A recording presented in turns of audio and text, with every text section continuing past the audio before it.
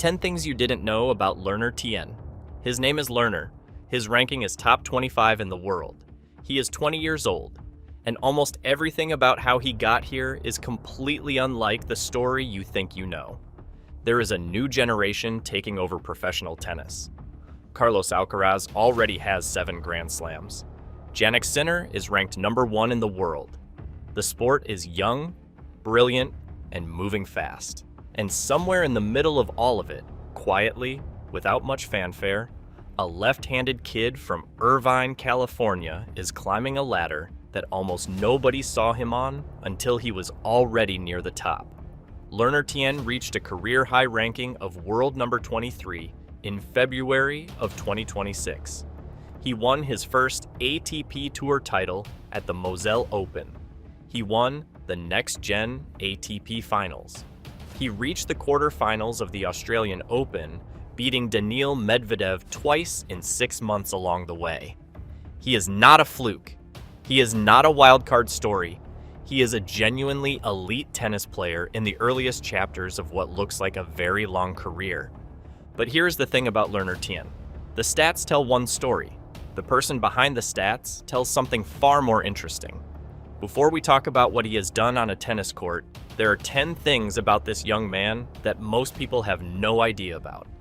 And by the time you have heard all 10, you will understand exactly why he is going to be one of the biggest names in this sport for a very long time. Number 1.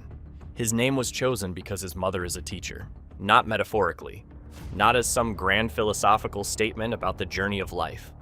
Literally because his mother, Huyen, is a math teacher and decided the most fitting name for her son was the thing she valued most in the world, learner, as in a person who learns. His sister is named Justice. Why? Because their father, Kwong, is a real estate attorney. The Tien family has a system, and the system is simple. You look at what you do, you look at what you believe in, and you name your children accordingly. Most people hear the name Learner for the first time and assume there is some elaborate backstory, some ancient Vietnamese meaning, some poetic translation that loses something in the crossing. There is none of that. His mom is a math teacher. She named her son Learner.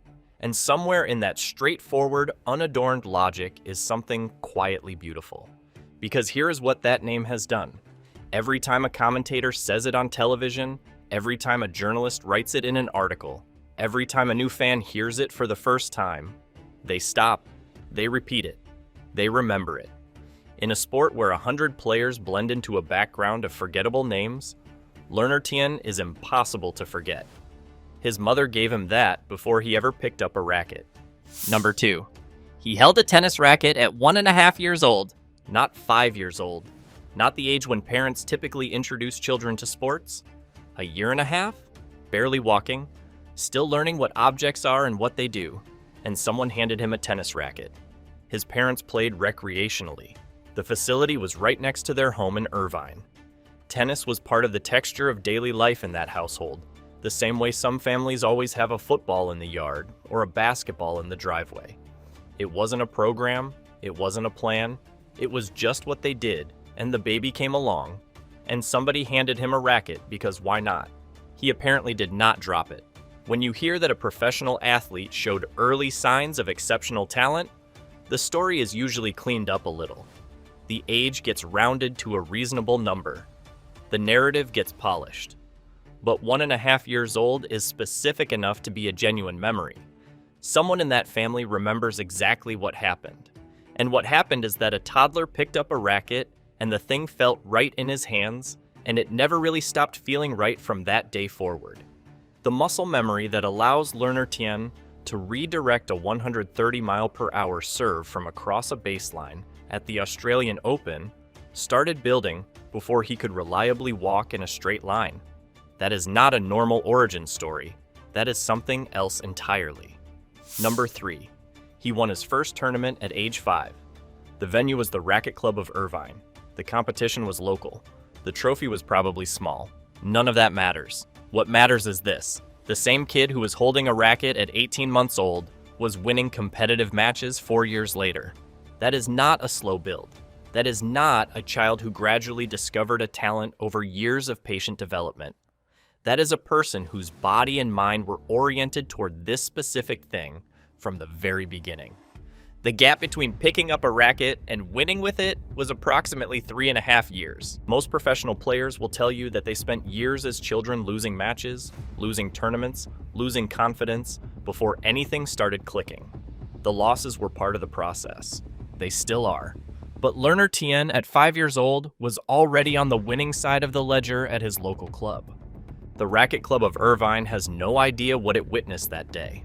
A 5-year-old winning a junior tournament is not typically an event that gets recorded in the history books. But somewhere, one of his parents has the photograph, and the kid in that photograph is now ranked inside the world's top 25. Number 4. He graduated high school at 16. Let's be clear about what this means. It does not mean he was homeschooled by tennis coaches. It does not mean he completed some abbreviated program designed for traveling athletes. It means he finished his entire secondary education 2 full years ahead of schedule, while also becoming one of the best junior tennis players in the United States. 2 years early. Most people, given an either-or choice between academic acceleration and elite athletic development, would understand if the academics took a back seat. Most coaches would understand it too. Tennis at the highest junior levels is a full-time pursuit. The travel alone would overwhelm a standard school calendar, let alone the practice hours, the tournament preparation, the physical conditioning. Learner Tien did both. He finished high school at 16. He was also winning national junior championships. The word that Brad Gilbert, the legendary coach and Tennis Channel analyst, uses to describe Tien is unassuming. It fits perfectly here. He is not loud about what he accomplishes. He does not perform his achievements. He simply gets them done and moves on to the next thing. That is a 16-year-old high school graduate's approach to life. And it turns out it is also an extraordinarily effective approach to professional tennis. Number 5. He briefly attended USC before turning professional. After graduating high school at 16, Tien played college tennis at the University of Southern California, one of the most prestigious tennis programs in the country. Players who go to USC are typically on a path toward a professional career, but the route through college provides time to develop, to compete in a structured environment, to mature before the full weight of the tour descends. Tien didn't stay long. By the summer of 2023, he had turned professional. The challenger circuit was waiting. The opportunity was clear. It was time. But here is the part that tells you something important about who he is. When he left USC, he wrote a letter to his teammates, a farewell, a genuine personal goodbye to the people he had shared a team with, even briefly. He didn't ghost them. He didn't just stop showing up. He sat down and wrote something thoughtful and sent it before he left. In a sport that can be brutally individual, where the nature of professional tennis means spending most of your working life alone on a court against a single opponent, that instinct toward connection stands out. He was barely at USC long enough to get comfortable. He cared anyway. The letter exists. His former teammates remember it. The professionals who assess young talent on tour talk about Tien's composure and his ability to relate to the people around him. That letter is the earliest evidence of both. Number 6. His parents are Vietnamese refugees. His father, QuangDan Tien, and his mother, Huyen Tien, were Hoa refugees who fled South Vietnam to the United States. Learner is a second-generation immigrant.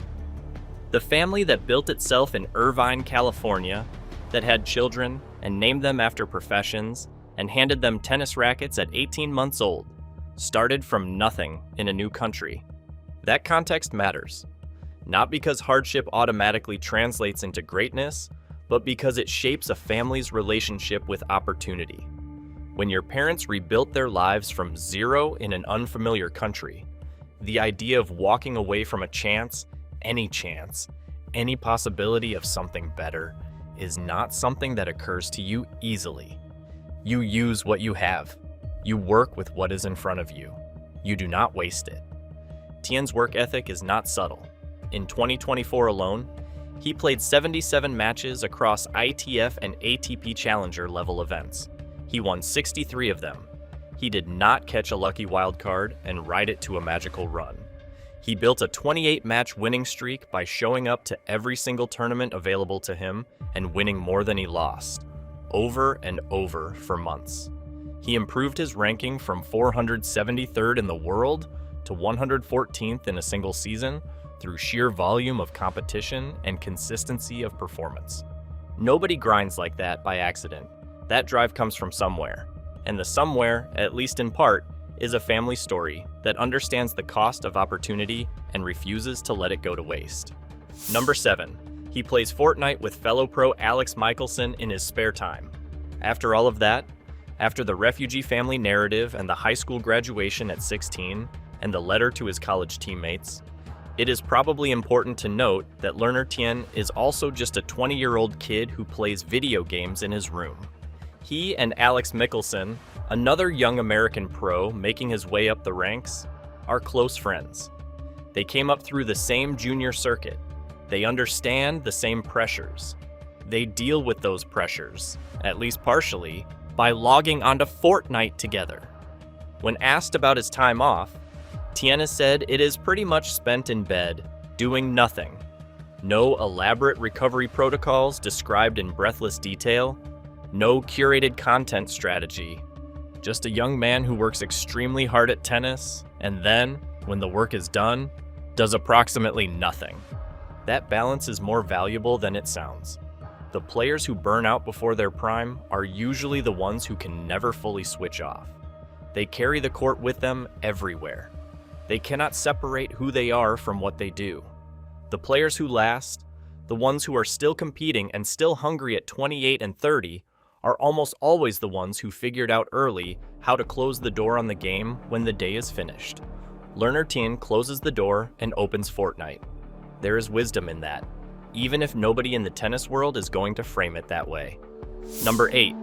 He and Alex Michelsen recreated the Titanic scene at the 2024 Next Gen ATP Finals, the one where Leonardo DiCaprio stands at the bow of the ship with his arms out and Kate Winslet stands in front of him, and they both pretend to fly.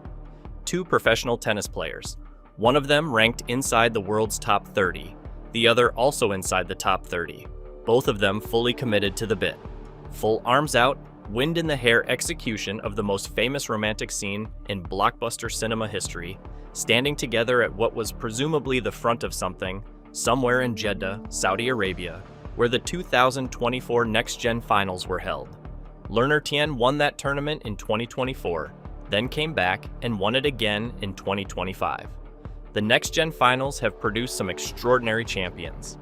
Carlos Alcaraz won it in 2021, and then went on to collect 7 Grand Slams. Jannik won it in 2019 and became world number 1. Stefanos Tsitsipas won it in 2018. The list of next-gen champions reads like a preview of the sport's next decade of dominance. Tien's name is now on that list, twice. But before all of that legacy lands with its full weight, before the career retrospectives and the championship counts and the Grand Slam tallies, there is a photograph or a video somewhere of 2 of the best young tennis players in the world doing the Titanic pose together in Saudi Arabia, because one of them suggested it, and the other one immediately said yes. That is who Learner Tien is, both things at once. Number 9. His favorite movie is Gladiator, and his guilty pleasure is candy. Gladiator. Not a surprise exactly for someone who walks onto a tennis court and beats Daniil Medvedev in a 5-set match that ends at 3 in the morning in Melbourne. There is something fitting about a player with Tien's particular brand of quiet, grinding competitiveness, gravitating toward a story about a man who refuses to stop fighting regardless of the circumstances. Maximus does not quit. Learner Tien does not quit. In the 2025 Australian Open, down in sets against Medvedev, managing the kind of fatigue that would have sent most players mentally sideways, he kept competing, kept finding a way. He won in 5 sets after 4 hours and 50 minutes. The match ended at 3 in the morning. He played another match 2 days later and won that too.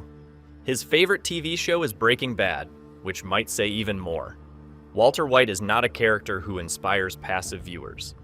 Breaking Bad is a show for people who are interested in how someone becomes what they are capable of being, for better or worse. It is a show about transformation and cost, and the gap between who you are and who you can force yourself to become under sufficient pressure. His guilty pleasure is candy. His worst quality, by his own admission, is indecisiveness. His best quality, also by his own admission, is composure. A man who cannot decide what he wants for lunch, but does not flinch when he is serving to stay in a Grand Slam match. That combination is more common in elite athletes than people realize. Separate the two worlds completely. Decide nothing off the court. Decide everything on it. Number 10. Carlos Alcaraz is the reason he started watching tennis seriously. Not Pete Sampras, not Andre Agassi, not even Andy Roddick, the last American man to win a Grand Slam, whose drought Tien is now being asked to end. The player who made Learner Tien lean forward and start watching professional tennis with the kind of attention that plants a competitive seed was Carlos Alcaraz. Alcaraz burst onto the scene in 2022 as a 19-year-old who played tennis at a pace and with an intensity that made every match feel like a 5-alarm emergency, even when he was winning easily. He was explosive and emotional and magnetic and almost impossible to look away from. He was also, critically, 19 years old. He was the same age as the kids watching him. For Tien, something clicked. Here was a player not much older than he was, playing at a level that seemed almost impossible, and winning. Not eventually. Not after years of experience. Right now, at 19, against the best players in the world. If Alcaraz could do it, the ceiling was somewhere much higher than Tien had previously calculated. The full circle moment is almost too good to be real. The player who inspired Tien to pursue excellence is now one of the men Tien will need to beat to win a Grand Slam. They have already met on tour. They will meet many more times. Alcaraz has 7 majors, Tien has 0. The gap is real and significant, and it will close, if it closes at all, through the kind of relentless grind that Tien has already proven he is willing to commit to. Alcaraz inspired him. Now, Tien has to surpass him. In a sport full of extraordinary narratives, that one deserves its own chapter. Here is what you get when you put all 10 of those things together. You get a 20-year-old from Irvine, California, whose name was chosen by a math teacher who believed in the power of learning, who held a racket before he could reliably walk, who won his first tournament at 5 and graduated high school at 16 and wrote a goodbye letter to his college teammates before leaving for the professional circuit, whose parents rebuilt their lives from nothing in a new country and passed down a relationship with opportunity that does not allow for complacency, who plays Fortnite with his friend after matches and recreates movie scenes in Jeddah and eats too much candy and cannot make decisions about small things, but makes brilliant decisions when the match is on the line. Who watched a 19-year-old Spaniard play tennis and thought, I want to do that? Learner Tien is not ranked world number 23 because he got lucky. He is ranked world number 23 because he played 77 matches in a single season and won 63 of them. Because he came back from a rib injury that made moving his arm difficult and turned a ranking of 473 into a ranking of 114 in 12 months. Because he beat Daniil Medvedev at 3 in the morning in Melbourne, twice, 6 months apart. Because he won the Next Gen Finals, the same tournament that launched Alcaraz and Sinner toward the top of the sport. He is not close to his ceiling. Everyone who watches him professionally agrees on that. Brad Gilbert said he posts results. Medvedev called him incredible for reaching the top 30 without a powerful serve. The ATP Tour writes about him as though they are documenting something important. They are. The American men haven't won a Grand Slam since Andy Roddick in 2003. 23 years. Taylor Fritz got to the US Open final in 2024 and came close. Tien got to the Australian Open quarterfinal in 2026 and came close too. Someone is going to end that drought eventually. The question is when and who. The answer might be a 20-year-old from Irvine who was named by a math teacher, has a gladiator poster somewhere in his house, plays Fortnite with his best friend, and started all of this because he watched Carlos Alcaraz play tennis and couldn't look away. Learn the name. You're going to be saying it for a long time, If this story moved you, subscribe for more incredible tennis content.